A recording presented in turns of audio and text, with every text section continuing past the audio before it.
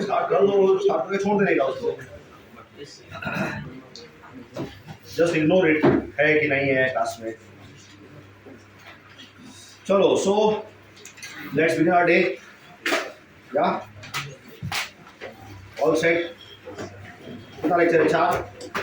आखिरी का भी अपना ही लेक्चर है। Very good. तो आज तो डिटरमिनेंट्स खत्म ही हो जाएगा। Done it. हाँ व्हाट? हाँ तो आज खत्म हो जाएगा। It is in future tense. ठीक है, fine. So, Cramer's rule you already learned in your grade 10, right?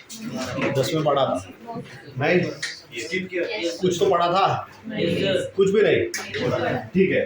So basically हमने डिटरमिनेंट्स इसीलिए सीखा ताकि हम Cramer's rule सीख पाए। ठीक है? Main purpose of learning determinants was to understand the Cramer's rule.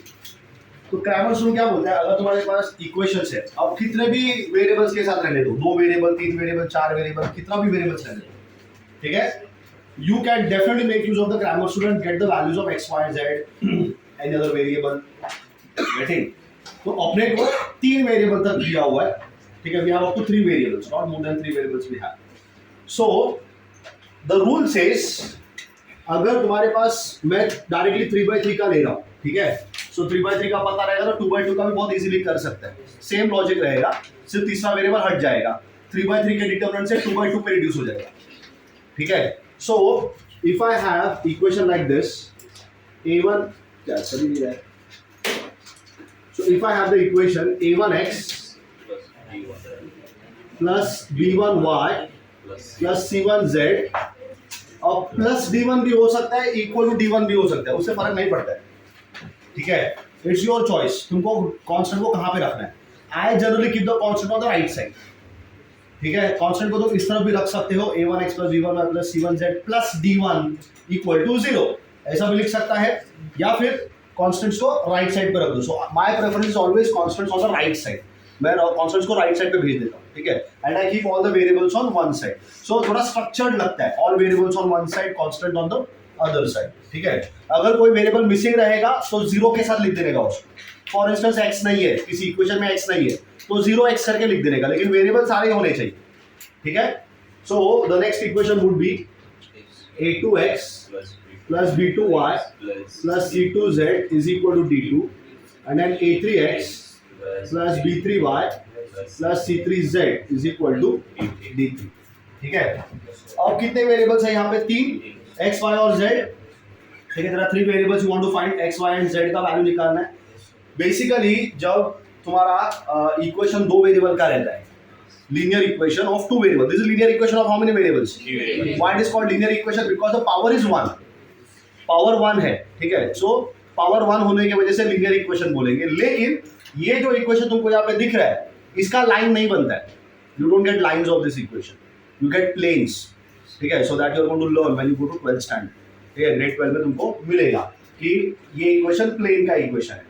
तो इन तीनों को जब साइमल्टेनियसली सॉल्व करेंगे मतलब क्या होगा? तो मतलब x और z का वैल्यू निकलेगा। ठीक है, get the values of x y z which is the point of intersection. तो फाइंड कैसे करेंगे? देखो, तो सबसे पहला तो बनेगा d, डिटरमिनेंट d बन जाएगा। ठीक है, so determinant d, how do I make it? It's very simple, take the coefficients of x y and z and just write them in the column. Column में लिख दो, मतलब तुमको मिलेगा a1 a2 a3, सारे x के coefficients हैं, समझा? This is coefficients of x, then b1 b2 b3, these are coefficients of y, and then you have c1 c2 and c3, they are all coefficients of z। ठीक है, ज्यादा सोचने का जरूरत ही नहीं है। Take the coefficients of x y and z, column wise लिखने का भाई, कॉलम वाइज, रो वाइज नहीं। ठीक है, यहाँ पे बहुत सारा चीज कॉलम वाइज चलता है। ठीक है, सो कॉलम वाइज मैंने डिटरमिनेंट बना दिया, ये हो गया ओरिजिनल d। अब क्या करेंगे? हाँ, अब निकालेंगे dx। Very good, so now we are going to get dx। तो dx मतलब ये जो तुम्हारा x वाला वेरिएबल है, x के जो कोएफिशिएंट्स थे ये हट जाएगा और उसके जगह पे वो कांस्टेंट्स आ जाएंगे, वो जो राइट हैंड साइड पे रखे ना d1 d2 और d3। ठीक है, ये x के जगह पे बिठा देने का जब तुमको dx निकालना है तब। So I am going to get dx now. So dx would become equal to determinant of, तो यहां पे क्या आएगा, d1 d2 एंड d3, बाकी का एलिमेंट्स सेम रहेगा, मतलब इसके आगे तुम्हारे पास b1 b2 और b3 रहेगा, और इसके आगे c1 c2 एंड c3 रहेगा। सबको समझ में आया? ठीक है। जब तुमको dy निकालना है, ठीक है, dy, सो y के कोएफिशिएंट हट जाएंगे, so yes very good, so dy is equal to, तो अब सेकंड जो तुम्हारा कॉलम था वो क्या हो जाएगा, d1 d2 एंड d3, समझा ना, सेकंड कॉलम चेंज हो जाएगा, बाकी के दो कॉलम वैसे ही रहेंगे, तो क्या आएगा a1 a2 a3, very good, a1 a2 and a3, और बाद में c1 c2 c3, c1 c2 and c3, सबको समझा? Simple, right? And then when you take the last column, it is this column c1 c2 c3 वाला, is it? So I get dz, तो इसमें क्या होगा, आखिरी में आएगा, बराबर ना, the last column will be now d1 d2 and d3, बाकी के दो कॉलम सेम रहेंगे, मतलब तुमको मिलेगा a1 a2 and a3 and then b1 b2 and b3, सबको समझा क्या? तो ये हो गए तुम्हारे डिटर्मिनेंट्स फाइंड करके। अब तुमको वेरिएबल निकालना है, तो x would be given by dx upon d provided this determinant is not equal to 0, क्योंकि 0 हो गया तो कुछ मतलब ही नहीं बनेगा ना, dx upon d, d अगर 0 बन गया तो क्या होगा, फिनिश, समझा ना, इन्फिनिटी हो जाएगा answer, are you getting it? So it will not be defined. Similarly if I want to get the value of y, so y would be given by what, dy upon d, and if you want to get the value of z, that would be given by dz upon d, सबको समझा क्या? बहुत ही simple है, ठीक है। यही जब तुम्हारा दो वेरिएबल पे आके शिफ्ट हो जाएगा, so a1x plus b1y equal to c1, a2x plus b2y equal to c2, process तो सेम ही रहेगा, ठीक है। पहले कोएफिशिएंट्स ऑफ x लिख देंगे कॉलम वाइज, फिर कोएफिशिएंट ऑफ y, तो एक के नीचे एक ही लिखा है ना इक्वेशन, ऐसे एक के नीचे एक लिखने का, इधर से कॉलम उठाने का, कॉलम में डाल देने का, यहां से दूसरा कॉलम उठाने का, दूसरे कॉलम की जगह पे डाल देने का, तीसरा कॉलम उठाओ, तीसरे कॉलम की जगह पे डालो, और फिर कॉलम को निकाल के इंटरचेंज करते रहने का राइट हैंड साइड के साथ। x को हटाओगे तो dx मिलेगा, y को हटाओगे तो, और z को हटाओगे तो dz मिल जाएगा। Very simple stuff, are you getting this? अब कुछ अगर क्वेश्चंस तुम देखोगे, so I want to take some critical questions, ठीक है। आसान वाले क्वेश्चन तो तुम बहुत इजीली सॉल्व कर लोगे because you already know how to find the determinants, ठीक है। सो मैं कुछ एक कॉम्प्लिकेटेड क्वेश्चन लेने वाला हूं, वेयर इज इट,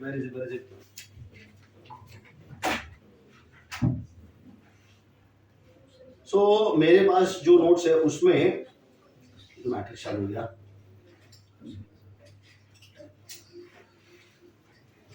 उसमें I don't know page number 40, मेरे पास 40 है, it says solve the following linear equation by using Cramer's rule. Page number 40 में क्या है तुम्हारे पास, तो कहां पे है तुम्हारे पास, what page number 35 people, page number 35 please, मिला क्या एक्सरसाइज, पेज नंबर 35 एक्सरसाइज, ठीक है। उसका क्वेश्चन नंबर 1 का लास्ट देखो, देखा क्या लिख दिया, -2 upon x, -1 upon y, -3 upon z, कितने वेरिएबल्स हैं यहाँ पे, 3 है, समझा। लेकिन प्रॉब्लम ये है ऐसे नहीं लिख दिया है ना, डिनोमिनेटर में डाल दिया है, हमको उससे कुछ फर्क नहीं पड़ता है, ठीक है। नहीं एलसीएम नहीं, don't take LCM. Can I do this, observe, can I do this, let us say 1 upon x is taken as capital X, can I write like this, थोड़ा देर के लिए 1 upon x को कैपिटल X बोल देता हूं, 1 upon y को capital Y बोल देता हूं, और 1 upon z को कैपिटल Z बोल देता हूं, ठीक है। तो बताओ पहला इक्वेशन क्या होगा, -2x minus y minus 3z equal to 3. So is it okay to write like this? बहुत सारे नेगेटिव आने दिखा क्या? That is, can I say, is this equation actually 2x plus y plus 3z equal to -3? This is more better ना? 3 minus है रखने से अच्छा 1 माइनस है लोगों, समझा ना। दूसरा इक्वेशन बताओ, चलो क्या होगा, 2x 2x minus 3y minus 3y plus z plus z is equal to minus 13. minus 13. चलो दूसरा भी इक्वेशन आ गया, समझा कि नहीं? और तीसरा बताओ 2x plus 0y plus 0y, very good, समझा ना? y term is missing, right? y का टर्म मिसिंग है तो y को छोड़ नहीं देंगे ऐसे ही, उसको भी पकड़ के लेके आएंगे कहीं से, बाद में 0 बिठा देंगे, ठीक है? So I get plus 0y, very good, minus 3z minus 3z equals to minus 11. minus 11. 11. So this is my first equation I can call. This is second equation and this is third equation. So let's form first of all the capital D. Determinant बनाएंगे. चलो बताओ. यहाँ से उठाओ. 2 1 3 समझा सबको? बाद में 2 minus 3 1 and 2 0 minus 3. can you very quickly solve the determinant? So 2 multiplies with minus 3 to minus 3 9 minus 0. हाँ. 2 common to of course two common लेंगे, इधर इतना सब झमेला नहीं पालने का, सिंपल नंबर्स ही है ना, फटाफट सॉल्व करके खत्म कर दो, समझा कि नहीं? ठीक है. सो 2 into और कितना छोटा छोटा नंबर है ना, 2 का टेबल तो क्या है, बचपन में ही सिखा दिया है हमको, तो लेट्स डू इट. तो कहीं कहीं पर तुम you can just discard the properties, ठीक है? नंबर छोटा है तो प्रॉपर्टीज लगाने का जरूरत नहीं है, सीधा जब तक बोलता नहीं है भाई प्रॉपर्टी लगा के सॉल्व करो, समझा? ठीक है. और ऑफ कोर्स जब थोड़ा सा नंबर्स कॉम्प्लिकेटेड हो जाएगा, अगर मैंने यहाँ पे 101 102 100 ऐसा नंबर दे दिया, तब तो बैठ जाओगे तो बहुत टाइम जाएगा ना सॉल्व करने के लिए, तब प्रॉपर्टीज यूज करो, ठीक है? So what do I get here? 2 multiplies with 9 minus 0, समझा ना? 9 minus 0, getting everyone? minus 1 multiplies with minus 6 minus 2 minus 2 and then plus 3 multiplies with 0 very good 0 plus 6, समझा सबको? So that's 2 times 9 which is 18 minus 8 and minus 1 that's plus 8 6 plus 3 मतलब multiply 18, हाँ. So that's 18 plus 18 which is 36, another 8 that's 44. So the answer is 44. D का value 44 आ गया, समझ में आया?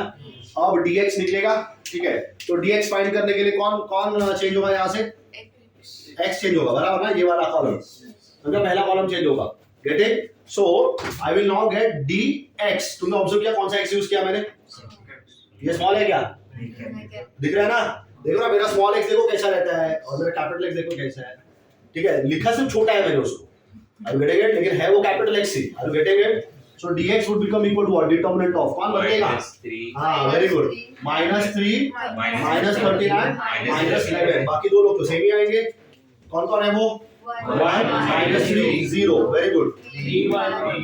minus 3. Can we solve the determinant now? ठीक है, चलो determinant भी solve कर लेते हैं फटाफट. minus 3 multiplies with 9 minus 0. So minus 3 multiplies with 9 minus 0. अगला नंबर कौन है? 1. So minus 1 multiplies with, हो गया कॉलम क्या? minus 13 into minus 3 39, भाई टेबल आना चाहिए, बीच में माइनस का साइन, प्लस 11 हो जाएगा, वेरी गुड, प्लस 11, ठीक है? और बाद में क्या? Plus 3. So I write plus 3 here, row and column goes minus 0, very good, minus 33. सबको समझा क्या रही है? 0 minus 33 पता चल गया? Middle sign is always negative. Minus 11 is getting multiplied with minus 3, so that becomes plus 30. चलो simplify. So I get minus 27 minus 9 minus 27 minus 50 minus कितना? 50 हो गया, 50 ना, 9 plus 1 10, carry का 1 और ये multiply हो रहा है 1, add नहीं हो रहा है, so minus 50, very good. And 3 times minus 33 is minus 99. सबको समझ में आ गया? ठीक है, चलो सब ऐड करेंगे तो 9 plus 7 कितना होगा? 16 होता है, बराबर? So I write 6, सारे नेगेटिव है तो ऐड होने वाले, ठीक है? 9 plus 7 is 16, 6 कैरी का 1, so 5 plus 2 7 और ये 176. गेटिंग ना पीपल? 9 और वो कैरी का 1 आया था, 10 हो गया, 5 और 2 7 हो गया 17, समझ में आया? So minus 170, that's dx. Let's quickly get dy also, ठीक है? dy निकाल लेंगे तो उसके लिए ये y बदल देंगे, समझा? चलो तो dy, so dy determinant of कौन बदलने वाला है? सेकंड कॉलम बदलेगा, बराबर? उसके जगह पे कौन आएगा? minus 3 minus 13 minus 11 और बाकी के नंबर सेम, राइट? बाकी नंबर्स कौन है? 2 2 and 2 and 3 1 and minus 3. चलो help me out with this one now. So who multiplies? 2 multiplies with what? 2 multiplies with 39 39 plus 11. 39 plus 11. फिर minus sign and minus 3. तो plus 3 हो गया. Very good. Plus 3 multiplies with what? चलो. Minus 6. minus 2 Very good. Minus 6 and minus 2. अगला number 3 plus 3. समझा? So plus 3 multiplies with what? रो गया column गया. Minus 22 plus 26. समझा रहे सबको? Minus 22 and plus 26. Minus 22 and plus 26. Let's simplify this. So that's again 50. 100 And times 2, that's 100. And then what do you have? Minus 8. 20 So that's minus 24. Again, plus 4. समझा ना? Multiplied with 3. So that's plus 12. So minus 24 and plus 12 is minus 12. और 100 में से 12 गया 88. So you have 88. Have you understood this? ये हो गया dy. समझा? अब किसका बारी है? dz का. तो उसके लिए कौन जाएगा? थर्ड कॉलम जाएगा. So let's get dz. Third column जा रहा है. थर्ड कॉलम की जगह पे कौन आएगा अभी? minus 3 minus 39 minus 11 और बचे हुए दो कॉलम सेम. तो बचे हुए दो कॉलम बोलो 2 2 and 2. Come on, 1 minus 3 and 0 अरे इधर से उठा लेंगे मालूम है ना. डी को पकड़ के रखने का. समझा? धीरे धीरे पता चला तुम जा रहे बीच में रास्ता भटक गया. पता नहीं किसको कहां से क्या लेके आने गए. समझा ना? एक ही चीज बार बार दोहरा रहा हूं मैं. सिर्फ एक बार x का कॉलम जा रहा है, एक बार y का कॉलम जा रहा है, एक बार z का कॉलम जा रहा है. ठीक है. सो अब इस डिटरमिनेंट को सॉल्व करेंगे. चलो इस डिटरमिनेंट को सॉल्व करो. बताओ पहला क्या? 2 multiplies with what? 33 minus 0. Then minus 1 multiplies with. बताओ. Minus 22 plus 26 plus 26. And finally minus 3. समझा ना रे? Minus 3 है यहाँ पे. 0 plus हो जाएगा क्या? Plus 6. Have you all understood this? So that's 66. 4 into minus 1. Minus 4. 6 into minus 3. Minus 18. So that's 66 minus 22. That's 44. बराबर. So I get 44 हो गया. वो dz का वैल्यू पता चल गया. सबको समझ में आ गया? ठीक है. x y z सब मिल गया. dx dy dz सब मिल गया. अब फाइंड करेंगे. हाँ. So I'll get capital X first of all, right? Capital X is dx upon d. What is dx? Minus 176. Minus 176 divided by what? 44. 44 3 जा कितना होता है? आएगा ना? 4 जा. Sorry, not 3 जा. 4 जा. 44 4 जा. समझा सबको? आएगा ना 76. 176 आएगा. 44 times 4 is 176. ये capital X का वैल्यू है. But don't you know that capital X is 1 upon X? Very good. So therefore I can say 1 upon X becomes minus 4. That gives me X equal to minus 1 by 4. अरे समझा सबको? ठीक है. 1 by minus 4 is same as minus 1 by 4. ठीक है. Minus sign को ऐसे बाजू में लिख देगा. ठीक है. ये हो गया X के बारे में बात हो गया आपने. ठीक है. अब Y के बारे में बात करेंगे. कैपिटल Y आएगा पहले तो. Capital Y is what? dy upon d. So what is the value of dy? 88 था. ठीक है. So that's 88 divided by 44. Answer comes how much? But I know that capital Y was 1 upon Y. Therefore I can say that 1 upon Y is actually 2. So that gives me Y equal to how much? 1 by 2. चलो Y का भी value पता चल गया अपने को. सबको समझ में आया? ठीक है. And finally what we'll get? Z. हाँ क्या हुआ? कुछ डाउट किसी को? क्या हुआ रे? हाँ? Z. So that's dz upon d. ठीक है. हाँ हम लोग अभी अपने को we have to get ready now. We have to start writing all this stuff. तो अभी सब हथियार लगेगा अपने को. So z is equal to dz upon d. What was the value of dz, people? 44. It was 44. So I had 44 divided by 44. That comes 1. But I know that capital Z is 1 upon small z. So 1 upon small z becomes equal to what? 1. That means z becomes equal to 1. And that is how we conclude our question. सबको समझा? आसान है क्या grammar rule? बहुत आसान है. ठीक है. लंबा है लेकिन आसान है. Understood? चलो फिर क्या है? Can I just on the first? Let's begin. हाँ Can I just on the first? हाँ करो ना प्लीज गो अहेड एंड हाँ पता है मुझको I don't know why he switched off Kisses. Who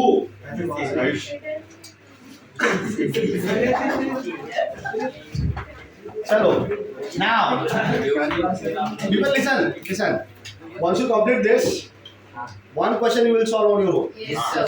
जो तुम्हारा मन करे उधर से वो ठीक है कोई ऐसा बहुत ऐसा पकड़ के देखो बहुत ऐसा डिफिकल्ट होना चाहिए बड़ा बड़ा नंबर्स हाँ हाँ फर्स्ट क्वेश्चन में से कोई एक सॉल्व कर लो ऐसा ऐसा बहुत ऐसा लगे कि इसको लेके डर लग रहा है पहले ये बुझो first right this concept this the concept right heading डाल दो grammars rule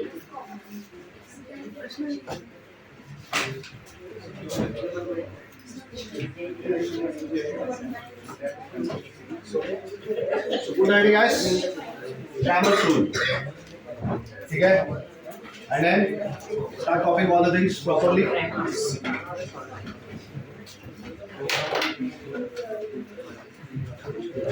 so do you people have notes of MCQs Yes. very good कितना question है सुना है point of concurrent क्या होता है what do you mean by concurrent lines हाँ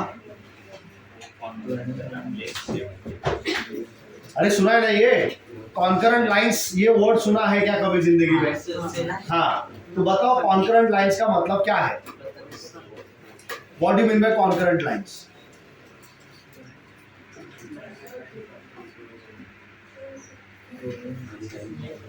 हाँ नहीं पता कॉन्करेंट लाइंस ये वर्ड तो पता है ना हाँ ठीक है अच्छा जब दो लाइंस इंटरसेक्ट करेंगे तो क्या होता है when two lines intersect what happens you get a point of intersection how many points of intersection count confirm एक ही आता है दो नहीं आता है सोचो हाँ सो दो लाइंस अगर इंटरसेक्ट करेगा तो उनका पॉइंट ऑफ इंटरसेक्शन एक ही हो सकता है समझा ना of course line should not be parallel ठीक है अच्छा अब तीन लाइंस इंटरसेक्ट करेगा तो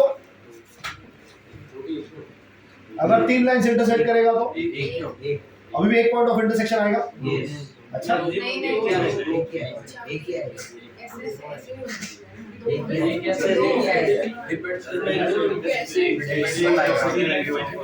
अगर मैंने तीन लाइन लिया और मैंने बोला कि ये तीन लाइन इंटरसेक्ट करेगा ठीक है तो कितने पॉइंट्स ऑफ इंटरसेक्शन मिल सकते हैं हाँ कितने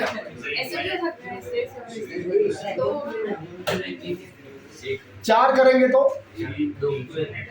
चार लाइन इंटरसेक्ट करेंगे तो चार पांच करेंगे तो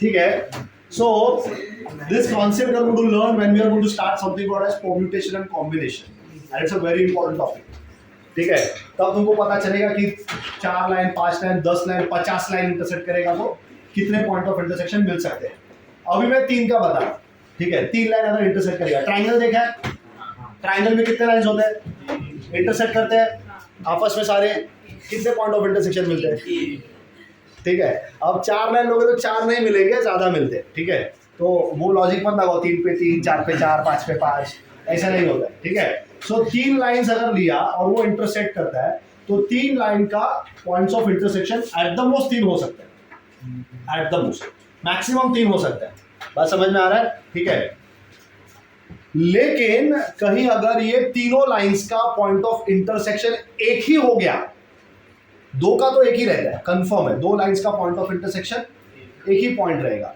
लेकिन अगर तीन लाइंस का पॉइंट ऑफ इंटरसेक्शन भी एक ही पॉइंट आ रहा है then the lines are called as concurrent lines and the point of intersection of these three lines is called as point of concurrency simple तो अभी तीन लो या तीन से ज्यादा ले लो समझा ना 4 5 20 50 जितना तुमको चाहिए उतना लाइंस लेकिन अगर ये सारे लाइंस का पॉइंट ऑफ इंटरसेक्शन एक ही जगह पे है if all these lines of water lines you have drawn they have one common point of intersection then the lines are called as concurrent lines and the point of intersection is called as point of concurrency very simple logic अब होगा क्या ना, मैंने बोला lines के points of intersection, बराबर, line का point of intersection, are you getting it? अब लाइन से थोड़ा आगे जाएंगे, लाइन में इक्वेशन क्या रहता है, लाइन का इक्वेशन कितना कितना पावर का रहता है, कितने वेरिएबल्स रहते हैं, पावर 1 एंड 2 वेरिएबल्स, बराबर ना, a1x plus b1y equal to c1 बोलो प्लस c1 बोलो equal to 0, a2x plus b2y plus c2 equal to 0, समझा? तो अगर तुम्हारे पास लाइन का इक्वेशन है, 3 लाइन का इक्वेशन है, 3 अलग अलग लाइंस का इक्वेशन है, ठीक है, if you have 3 different lines, और मतलब ये वाला ही ले लो, चलो देख लो, 3 लाइन है, 3 line, a1x plus b1y plus c1 equal to 0। अब देखा मैंने कैसे लिखा, a1x plus b1y plus c1 लिख दिया, इक्वल टू c1 नहीं लिखा है मैंने, ठीक है, मैंने प्लस c1 लिख दिया। अब इसका भी कुछ रीजन है, इसका रीजन ये है कि जब लाइन का इक्वेशन लिखने का वक्त आता है, देखो प्लेन का इक्वेशन भी जब लिखने का वक्त आएगा, प्लेन का इक्वेशन मैं ऐसे लिखने वाला हूँ, ax plus by plus cz plus d equal to 0। अरे घटेगा, सिर्फ एक क्रैमर्स रूल सिखाना था, इसलिए मैंने वो कॉन्स्टेंट्स को उस तरफ रख दिया था, अदरवाइज यूजुअली कॉन्स्टेंट्स मैं लेफ्ट पे ही रखूंगा, ठीक है, क्रैमर्स रूल में राइट में रखा जाता है, बाकी जगह पे हम लोग लेफ्ट में रखेंगे। तो ये a1x plus b1y plus c1 equal to 0 किसका इक्वेशन है, लाइन का इक्वेशन, ठीक है। उसी तरह a2x plus b2y plus c2 equal to 0, ये दूसरे लाइन का इक्वेशन हो गया, समझा, ये और एक लाइन का इक्वेशन हो गया। और उसी तरह a3x plus b3y plus c3 equal to 0, ये और एक लाइन का इक्वेशन हो गया, समझा। तो मैंने 3 लाइन दिया होगा, I have given you 3 different lines. अब ये लाइन का इक्वेशन है, अगर मैंने ये लिख के दे दिया a1x plus b1y plus c1z is equal to d1 is equal to d2 equal to ये प्लेन के इक्वेशन है, समझ में आ रहा है? दोनों ही जगह पे this is equation of plane, दोनों ही जगह पे हमको कंसिस्टेंसी करके कुछ चेक करना पड़ेगा, whether the equations are consistent और नॉट, ठीक है। तो अगर 2 वेरिएबल का रहेगा तो इक्वेशन को ऐसा लिखा जाएगा, you right the equation like this, ठीक है। और ऐसे लिखने के बाद देखो, मुझे पॉइंट ऑफ इंटरसेक्शन नहीं निकालना है यहाँ पे, I am not interested for the point of intersection, और ये सब आएगा, ये जो तुम अभी पढ़ रहा है यहाँ पे, ठीक है, ये यहाँ पे just an introduction you have, so this will come when you go to engineering, वहाँ पे मैथ्स में रहता है, ठीक है, मैट्रिक्स नाम का चैप्टर है, उधर ही आएगा कॉन्सिस्टेंट इक्वेशंस, ठीक है। So what do you basically mean by consistent equations? तो अगर तुम्हारे पास 2 वेरिएबल का इक्वेशन है, अब तुम्हारे बुक में आई थिंक 3 वेरिएबल का इक्वेशन दिया हुआ है, ठीक है, लेकिन अगर 2 वेरिएबल का इक्वेशन दिया तो 3 इक्वेशन देगा वो, 1 2 3, ठीक है। How do I know that these equations are consistent equations? पहले मैं इसके बारे में बात कर रहा हूँ, बात समझो सबको। पहले हम लोग इसके बारे में बात कर रहे हैं जहां पे लाइन का इक्वेशन दिया है, कितने वेरिएबल्स है, 2, समझा, 2 वेरिएबल दिया है, 3 इक्वेशन है। So if I ask you to check whether the lines are concurrent और नॉट, कंसिस्टेंसी भूल जाओ, अभी वो बाद में आएगा, ठीक है। मैंने तुमको 3 लाइन का इक्वेशन दिया है, 3 लाइन का इक्वेशन तुम्हारे पास सामने रखा हुआ है, मैंने बोला बताओ ये लाइंस कॉन्करेंट है क्या, कैसे पता चलेगा? किसका? सबका? 3 लाइंस है तो तीनों को सॉल्व करूं, मैं कैसे सॉल्व करूं तीनों? मेरा क्वेश्चन समझ में आया? मुझे पता करना है कि ये 3 लाइंस का इक्वेशन, आई हैव 3 लाइंस, ये तीनों लाइंस का जो इक्वेशन मैं तुमको दिया हुआ है, are these lines concurrent lines? मतलब ये तीनों लाइंस का पॉइंट ऑफ इंटरसेक्शन एक ही है क्या, ये मुझे पता करना है। कैसे पता चलेगा? सो शी इज सेइंग कि इनको साइमल्टेनियसली सॉल्व कर देंगे। वेरी गुड, कर सकते हैं। किसको सॉल्व करोगे और कैसे? ये इक्वेशन 1 है, ये इक्वेशन 2 है और ये इक्वेशन 3 है, बताओ। और y को अगर सब्जेक्ट बना के, हाँ वेरी गुड, वो कर सकता हूँ मैं y को सब्जेक्ट, लेकिन कौन से इक्वेशन को पकड़ के सॉल्व कर रही हो वो बता। ठीक है, तो बेसिकली क्या होगा, 3 में से कोई भी 2 इक्वेशन उठा लो जो तुम्हारा मन करे, पहला दूसरा, दूसरा तीसरा, पहला तीसरा, कोई भी 2 इक्वेशन ले लो। उन 2 इक्वेशन को सॉल्व करूंगा तो क्या होगा? वेरी गुड, वो 2 लाइन का ना, अब 2 लाइन तो करेंगे ही ना इंटरसेक्ट, मुझे थोड़ी पता है तीसरा भी उधर से जा रहा है कि नहीं जा रहा है, लेकिन 2 लाइन का क्या होगा? पॉइंट ऑफ इंटरसेक्शन आएगा। अरे बात समझ में आ रहा है क्या? दो लाइन का पॉइंट ऑफ इंटरसेक्शन पक्का आने वाला है, तो तीन में से कोई भी दो लाइन उठा लो, कोई भी दो लाइन पिक कर लो, उनको सॉल्व कर लो, will you get the point of intersection. अब ये पॉइंट ऑफ इंटरसेक्शन लेके क्या करो, तीसरे के पास चले जाओ, उसमें डाल दो, अगर सेटिस्फाई हो गया तो क्या, and the equations are called consistent equations. आसान है क्या? ठीक है, तीन इक्वेशन दिया था, लेकिन ये लाइन का इक्वेशन, पहले दिमाग को बोलो, अरे भाई ये लाइन का इक्वेशन है, इसमें a1x है, b1y है और c1 है, तो देयर आर थ्री लाइंस ना। अभी तक मैं इसके बारे में आया ही नहीं है, ये तो अभी तीन वेरिएबल वाला इक्वेशन, ये प्लेन का इक्वेशन, ये कुछ अलग ही डिस्कशन पे जाएगा, ठीक है। पहले इसके बारे में बात करेंगे। So if I have three equations with how many variables, two variables, ठीक है, and I want to know whether the equations are consistent और नॉट। अभी तो मैंने कंसिस्टेंसी बताया ही नहीं है क्या होता है, ठीक है, व्हाट इज कंसिस्टेंसी, अभी तो मैं उस डिस्कशन पे नहीं आया। अभी तो मैंने सिर्फ तुमको इतना बताया कि भाई लाइंस कॉन्करेंट कैसे होता है। तो ये तीन लाइन कॉन्करेंट है, ये पता करने के लिए मुझे क्या करना पड़ेगा, कोई दो इक्वेशन उठाओ, साइमल्टेनियसली सॉल्व करो, एक्स और वाई का वैल्यू निकालो, उसको तीसरे में डाल दो, सैटिस्फाई हो गया तो बोलेंगे हाँ तीनों लाइंस कॉन्करेंट है।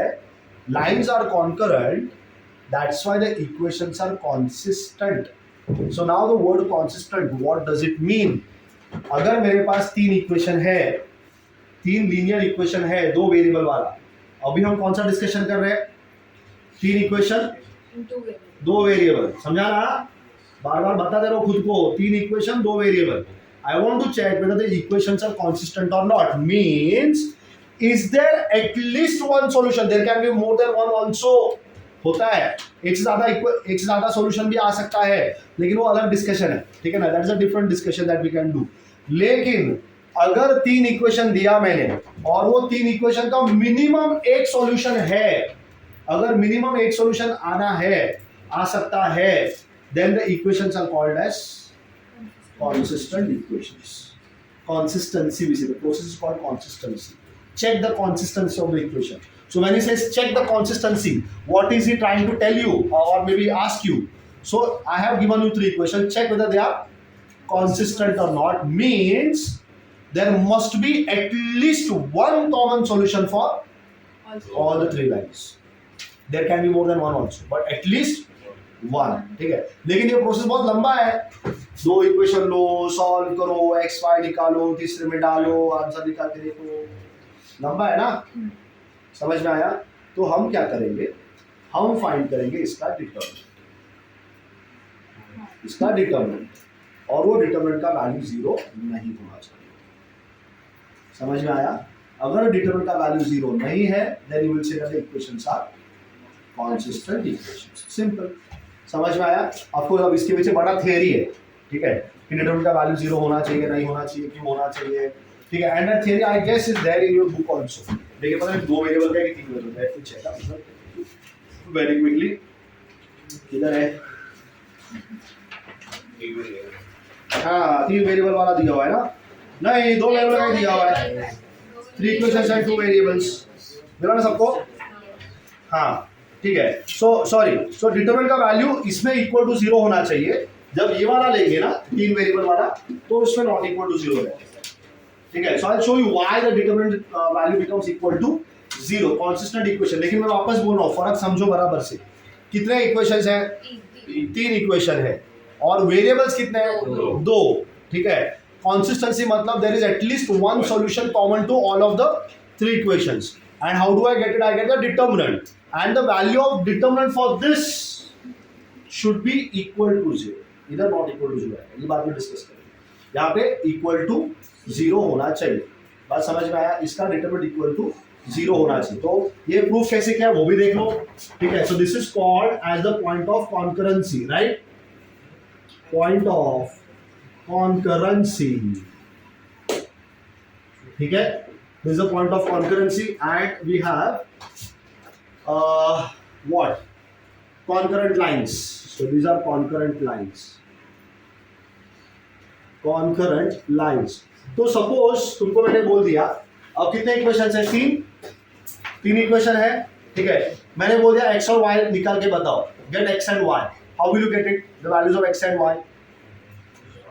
x और y का वैल्यूज कैसे निकलेगा? अगर कोई भी दो इक्वेशन, नहीं कोई भी दो, नहीं तुम क्या करो, कोई भी दो इक्वेशन ले लो, इसको सॉल्व करेंगे और करेंगे let's take two equations and solve it. तो मैंने पहला और दूसरा ले लिया, ठीक है, पहला दूसरा ले लिया, या तुम दूसरा तीसरा ले सकते हो, जो तुम्हारा मर्जी है, ठीक है। कोई भी दो इक्वेशन लो और वहां पे क्रैमर्स रूल लगा दो। So if I want to get, सबसे पहला तो डी निकलेगा,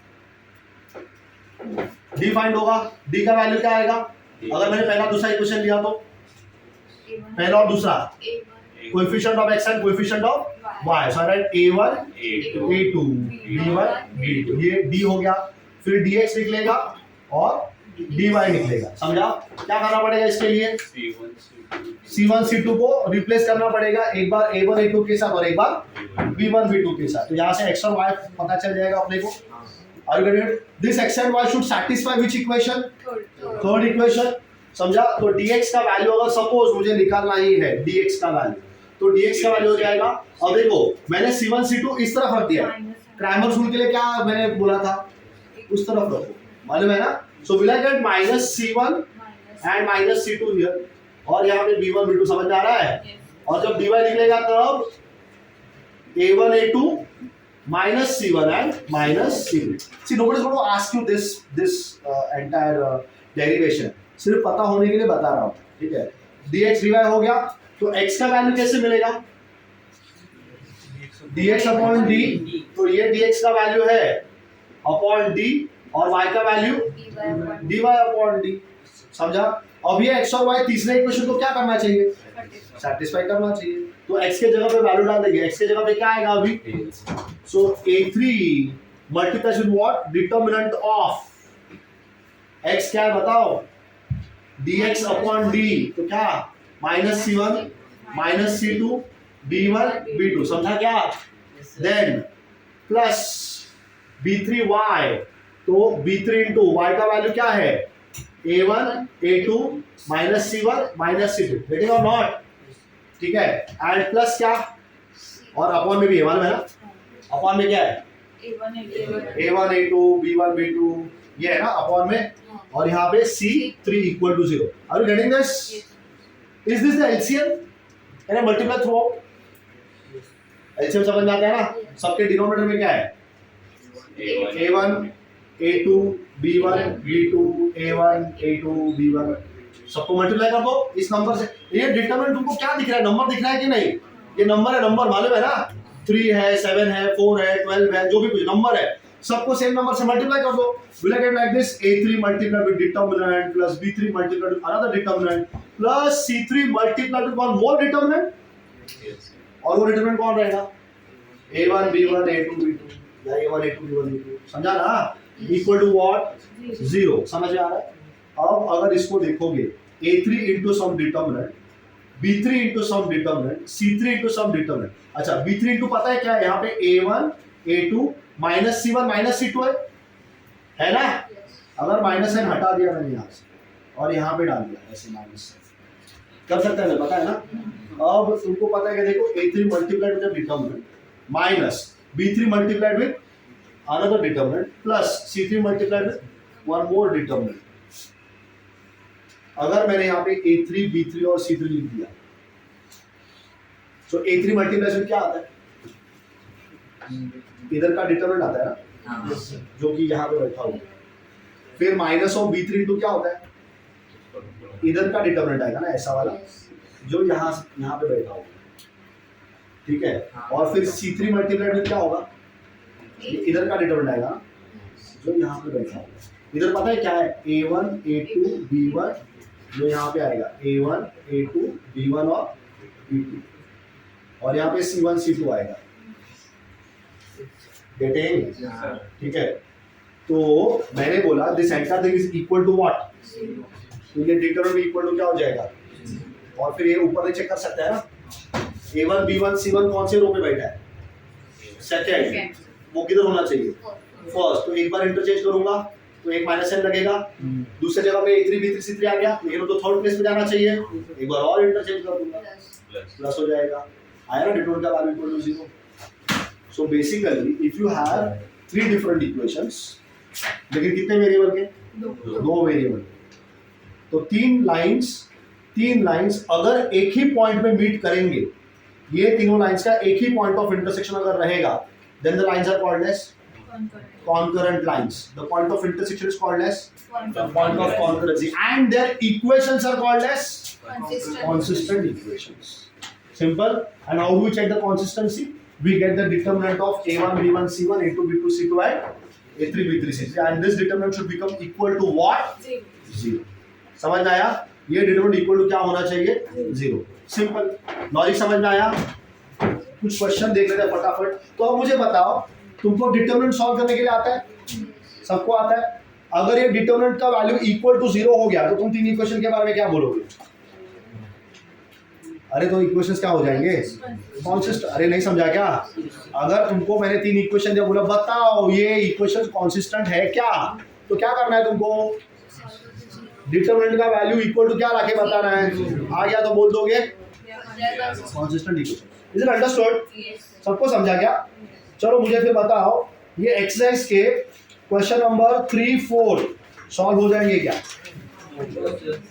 हाँ, ये लो, देख के तो देखो पहला, बताओ थर्ड और फोर्थ। अच्छा, फोर्थ में अलग क्या है? मतलब डिटरमिनेंट के अंदर क्या बैठा रहेगा, और तुमको पहले से पता है कि डिटरमिनेंट का वैल्यू इक्वल टू क्या है? 0 है। तो कुछ याद है क्वेश्चन के अंदर जहाँ पे बीच में x बैठा था? हाँ, कुछ याद है क्या? पहले एक्सरसाइज में x था, x I don't know whether you recall और नॉट। पहले एक्सरसाइज में क्वेश्चन किया था, डिटरमिनेंट के अंदर ना x लिखा था, और फिर तुमको बोला सॉल्व फॉर x। याद आया? ठीक है, सॉल्व फॉर x में x का वैल्यू निकाल के बताओ। हाँ, कल के भी कुछ क्वेश्चंस में था, यहाँ पे डिटरमिनेंट के अंदर x, लेकिन वहाँ पे बहुत सारा x था। ठीक है, वहाँ पे बहुत सारे x थे, x+1, x-1, x+2 and stuff like that. So now if you already know that the value of the determinant is going to be equal to what? 0, and you want to find the value of k, can it be done? Solve करना है तो बता दो, बता देता हूँ एक आध क्वेश्चन सॉल्व करके। एक चलो, तो बताओ क्वेश्चन 3 और 4 में से कौन सा करोगे? 4 में से कौन सा करोगे? फर्स्ट कर लेंगे। ठीक है, कंफर्म है क्या सब लोग? हाँ चलो, क्योंकि उसमें दो जगह पे के दिख रहा है मुझको। Right the questions, right the equations first. चलो फोर्थ का फर्स्ट इक्वेशन लिखो फटाफट, तीनों इक्वेशन लिख दो। ये तुमको लिखना है क्या? ये लिखना है क्या? पता चल जाएगा ना? कंसिस्टेंसी एंड कंसिस्टेंट इक्वेशंस समझ में आ जाएगा ना सबको? The proof is absolutely not needed people, no one is going to ask you the proof.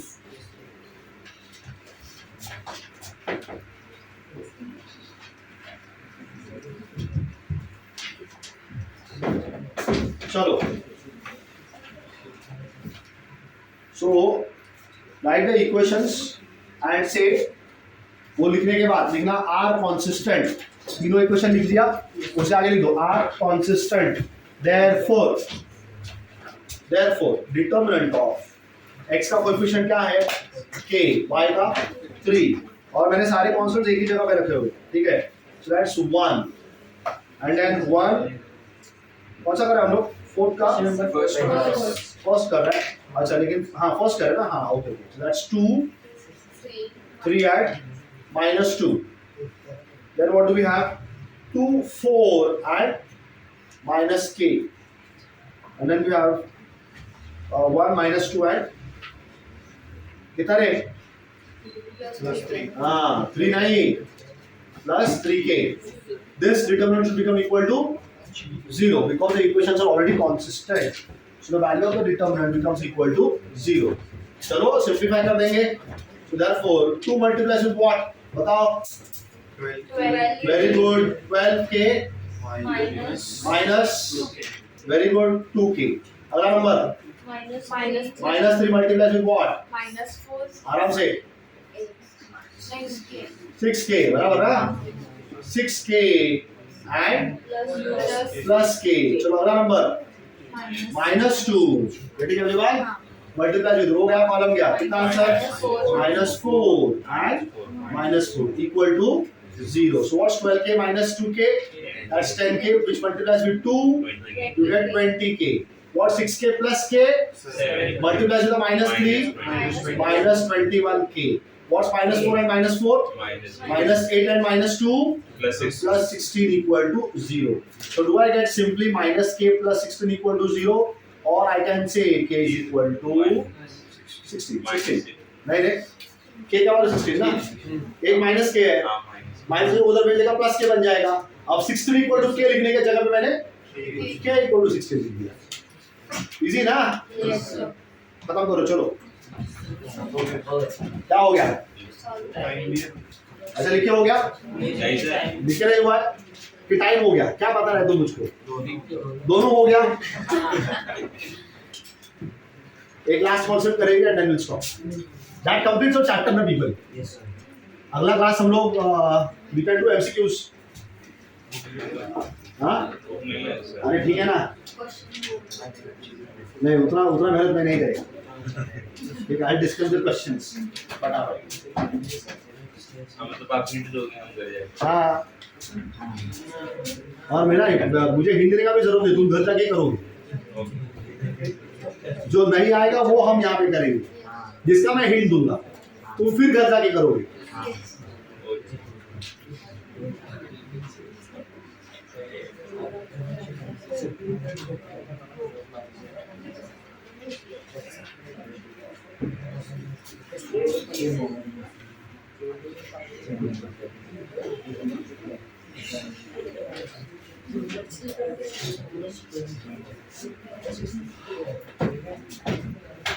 So 2 dimension में ट्राइंगल, ठीक है ना? ट्राइंगल दिया है x1 y1 x2 y2 and x3 y3 are the coordinates of the 3 vertices of the triangle. क्या है बताओ? हाँ तुम, हाँ तुम और क्या पता बताओ? खड़ा हो जाओ पहला तो फर्स्ट टाइम रख। हाँ बताओ क्या चल रहा है? ये क्या है? वर्टाइसेस किसके? क्यों बना है? चुप, 3 लाइन्स इंटरसेक्ट नहीं कर रहा है, वो तो हो गया, खत्म हो गया, वो कहानी खत्म हो गई है। खाना खा के डकार भी ले लिया उसका। ये कुछ नया चालू हो गया। क्यों बैठ रहे हैं? कौन है? हाँ क्या चल रहा है अभी? तू कुछ ख्यालों में खो गया था बीच में ही। किसके ख्यालों में? नहीं। हाँ so where were you? Means you were there here physically present, but mentally where were you? What were you thinking? हाँ कुछ नहीं, मतलब तुम संत है, मालूम है क्या? जो लोग ऐसे संत रहते हैं उनके दिमाग में कुछ नहीं रहता है। They are like they are always at peace. They don't think of anything. मालूम है तुमको ये? नहीं मालूम? और पता चला ना? मतलब जो मुआ बैरागी होते हैं, ठीक है, उनको संसार से कुछ पड़ी नहीं है। तुझे भी नहीं है? नहीं है तुझे भी? तो क्यों इंजीनियरिंग कर रहा है? साधु बन जाओ। हाँ इंजीनियरिंग क्यों करने का तुमको? इंजीनियरिंग क्यों करने का? हाँ नहीं करने का, करना है। किधर से? वालचंद में से। तो IIT, ट्रिपल IIT, हाँ ठीक है। क्या है फुल फॉर्म? ट्रिपल IIT का फुल फॉर्म बताओ। Indian institute of information technology. किधर किधर है ये?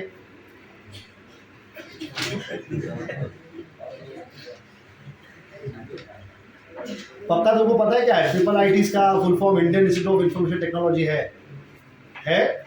कहाँ पे है? लेकिन ये किधर किधर है ये सारे? हाँ पता नहीं है। कौन सा एग्जाम लेते हैं ये लोग? एग्जाम कौन सा लेते हैं? जेईई मेंस पे होता है, ठीक है। कितना स्कोर होना चाहिए? स्कोर कितना होना चाहिए? अरे बोलो, नहीं मालूम? अच्छा तो इतना ये सब जाने दो, तुम सोच क्या रहे थे वही बता दो, है ना?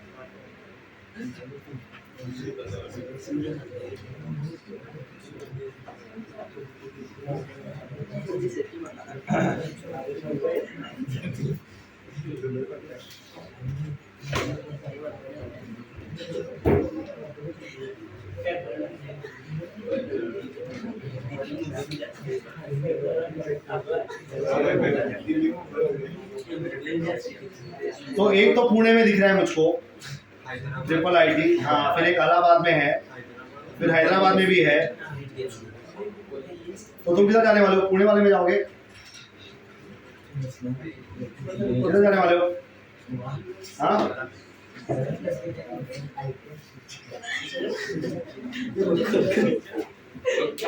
दिल्ली में भी है। दिल्ली में सब पड़ी हाँ, मुंबई में सब पड़ी so there are 25 triple ITs, ठीक है, 25 ट्रिपल आईटीज, मध्य प्रदेश, उत्तर प्रदेश, तमिलनाडु, आंध्र प्रदेश, असम, गुजरात, राजस्थान, तमिलनाडु, हरियाणा, हिमाचल प्रदेश। हाँ, महाराष्ट्र में भाई 2 है, एक पुणे में है और एक नागपुर में है। हाँ, मुंबई में नहीं है, देखो ना। क्या कुछ बोल रहे हो तुम? मुंबई में नहीं है, लेकिन पुणे में है और नागपुर में है। पुणे तुम्हारे लिए नजदीक है ना? हाँ, वेरी गुड। तो अभी उसका कट ऑफ निकाल के देखो कितना है, जेडब्ल्यू मेंस का कट ऑफ कितना है, और तुम क्या मतलब बैठ के सोच रहे हो नहीं सोच रहे हो, तो तुमको पता चलेगा, ठीक है। बैठ जाओ। So are we trying to find the area of the triangle? अभी दूसरा बैच छूटा नहीं है, तो रुको अभी थोड़ी देर के लिए। Area of triangle, I want to find area of triangle. What is known about a triangle? Vertices. 3 vertices of the triangle should be known to us, ठीक है। 3 vertices of the triangle should be known to अस।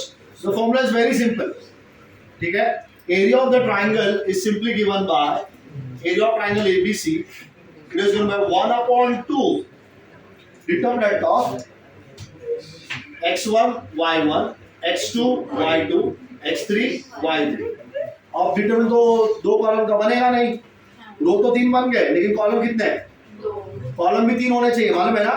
तो तीसरा column 1 1 1 करके डाल दो। 1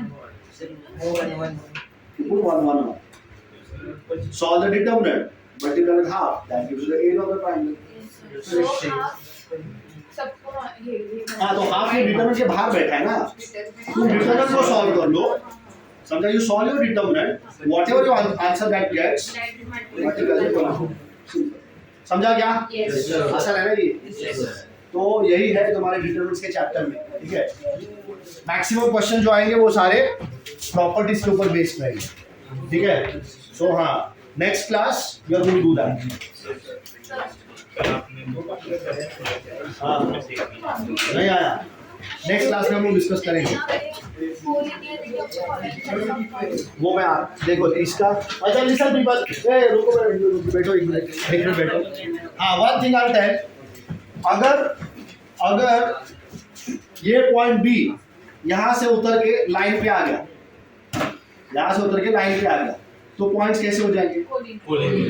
determinant का value equal to 0। क्यों? क्योंकि ट्रायंगल बनेगा ही नहीं ना, तो ट्रायंगल का एरिया भी नहीं आएगा, ट्रायंगल का एरिया बन जाएगा 0। समझ में आया? ट्रायंगल का एरिया 0 बन गया, मतलब पॉइंट्स क्या हो गए? पॉइंट्स क्या हो गए? सबको समझा? So for points to be collinear, the value of this determinant should become equal to 0, area of the triangle should become equal to 0।